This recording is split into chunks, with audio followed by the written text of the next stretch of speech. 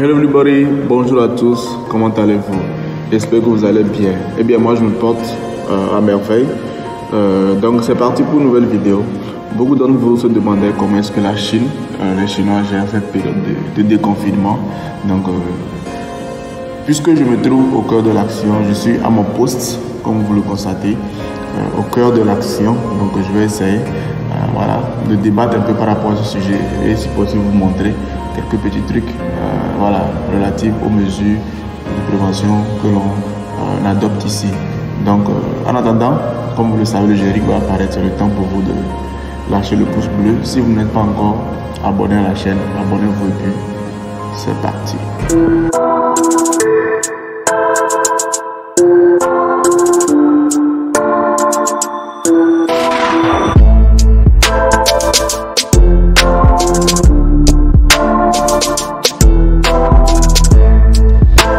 On y va, c'est parti pour cette vidéo.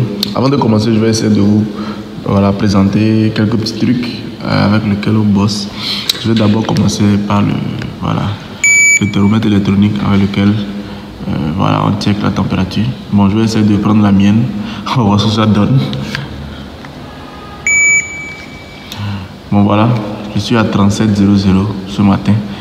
Donc, c'est pas encore grave, c'est assez élevé, mais bon, c'est pas encore grave. Ici, le plus élevé à ne pas dépasser, c'est les 37,2, comme c'est écrit sur cette affiche. Donc, 37,2, c'est écrit en chinois. Donc, ça, ce sont les procédures à respecter pour pouvoir entrer dans tout bâtiment ici. Voilà, le point numéro 1, c'est votre identité. Voilà. La vérification de votre carte d'identité. Le point numéro 2, c'est le check-in de votre température qui ne doit pas dépasser les 37,2, sinon vous serez mis à l'écart pour des analyses. Et puis le point 3, c'est le fait de se désinfecter les mains. Voilà. Donc, et le point 4, donc c'est prendre les documents et tout relatif à ce que vous irez faire dans le bâtiment. Et si possible, les masques, les mesures de protection et autres. Donc, c'est un peu ça. Et pour terminer, nous avons un registre ici. Un registre ici, que je gère personnellement pour s'occuper des entrées de tout le monde dans le bâtiment. Et ici, notre gel désinfectant. Voilà, donc je suis bien équipé ici. Pour faire mon boulot. Donc c'est un peu ça. Voilà, tous ces trucs ont l'air un peu trop simples, mais bon, pour ces bâtiments à faible concentration humaine, je pense que ces mesures de précaution sont déjà suffisantes pour l'occasion. Mais par contre, dans les places publiques, les parcs et autres là, les mesures de précaution sont beaucoup plus plus sévères. C'est-à-dire, nous avons un code QR ici, que je vais déposer sur vos écrans. Vous allez voir comment est-ce que ça marche. Un code QR sur notre application WeChat que on utilise tous en Chine, que tu sois étranger ou chinois.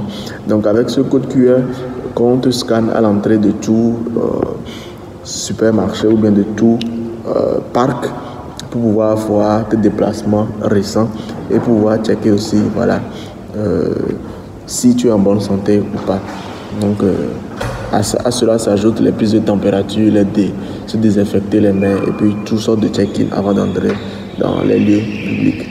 Donc le petit sentiment qu'on a en vivant en Chine actuellement, c'est que malgré ce brin d'assurance que la Chine laisse voir, malgré toute cette assurance qu'on sent en vivant en Chine, parce que quand tu vis en Chine, tu sais que ça va mieux en Chine par rapport à l'extérieur, au pays extérieur. Mais je pense que les Chinois ont toujours peur d'une deuxième vague d'infectés. Donc ça fait que la situation semble sous contrôle, mais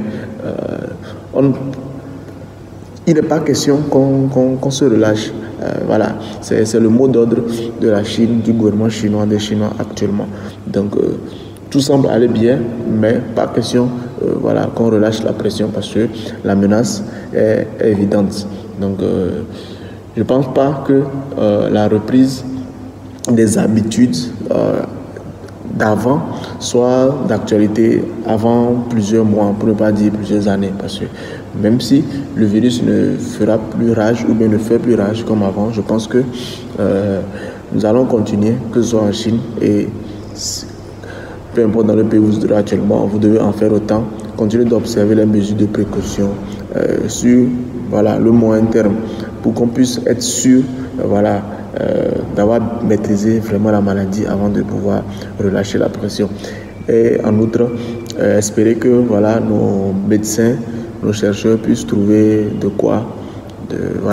remèdes, que ce soit vaccin ou médicaments, pour pouvoir pallier à ce fléau. Donc, par rapport à l'Afrique, actuellement, ça va, puisque les frontières sont toujours fermées. Donc, je pense que ça se passe pas mal en Afrique. Les cas infectés sont plutôt moindres.